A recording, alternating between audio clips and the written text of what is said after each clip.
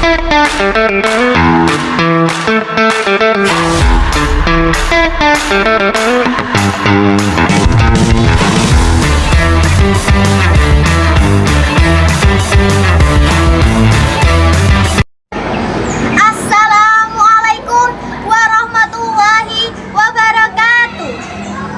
Bismillahirrahmanirrahim. Inna hamdalillah na'maduhu wa nasta'inuhu wa nastaghfiruhu wa na'udzu billahi min sururi anfusina wa ma min sayyi'atin a'malina. May yahdihillahu fala mudilla lahu wa may yudlil fala hadiyalah.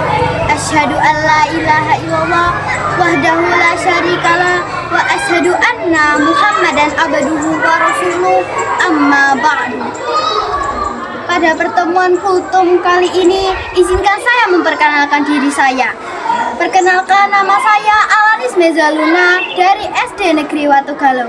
Di sini saya akan membawakan kultum dengan judul Menyayangi yang Lebih Muda. Pasar membeli batik, tidak lupa membeli sarung. Sayangi adik, hormati yang tua, hidup tenang, hati pun beruntung.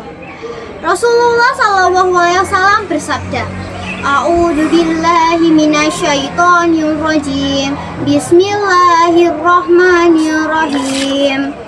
Laisa minna man lam yarham shaghirana wa yuwaqir kabirana. Artinya, bukan golongan kami yang tidak menyayangi yang lebih muda atau menghormati yang lebih tua. Hadis riwayat At-Tirmizi nomor 1842 dari sahabat Anas bin Malik. Para pemirsa kultum rahimakumullah, hadis di atas menjelaskan tentang adab sopan santun dalam Islam ketika sedang bertemu dengan orang yang lebih tua. Sebagai seorang pemuda, hendaknya kita menghormati dan memuliakan orang yang lebih tua, karena mereka adalah yang utama.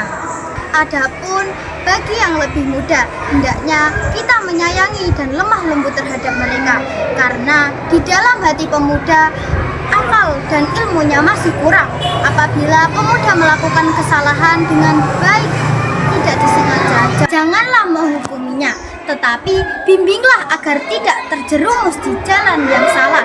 Demikian Islam mengajarkan akhlak yang mulia, saling menghormati dan menyayangi sesama muslim, yang menumbuhkan rasa persaudaraan dan persatuan kaum muslimin. Di antara bentuk menyayangi orang yang lebih muda dari kita adalah: pertama, mencium anak-anak.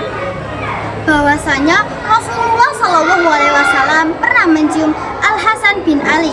Sementara di sisi lain ada Al-Aqra bin Habis At-Tamimi yang sedang duduk. Kemudian Al-Aqra berkata, sesungguhnya aku memiliki 10 anak, namun aku tidak pernah mencium seorang pun dari mereka.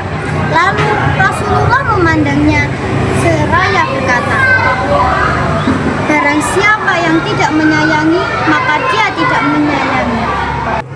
Yang kedua, bercanda dengan anak kecil. Anas bin Malik berkata, dahulu Nabi biasa bergaul dengan kami, sampai-sampai beliau mengatakan kepada adik laki-lakiku yang masih kecil, wahai Aba Umar, apa yang dilakukan lain burung kecil peliharaannya. Yang ketiga, tawaduk kepada yang lebih tua dan kasih pada yang kecil adalah tanda iman. Siapa yang tidak memuliakan yang tua, menyayangi yang kecil, dan mengetahui hak para ulama, maka dia bukan termasuk golongan kami. Hadis riwayat Ahmad. Hadirin rahimakumullah, kesimpulan dari kultum ini adalah Islam adalah agama kasih sayang dan adab. Menyayangi anak kecil dan menghormati orang tua adalah bagian dari adab yang menunjukkan keimanan yang sehat. Orang yang kasar terhadap anak-anak dan arogan terhadap orang tua dicela oleh Rasulullah SAW dan dianggap tidak mencerminkan ajaran Islam. Adab sosial dalam Islam bukan tambahan, tapi bagian dari syariat yang harus dijaga.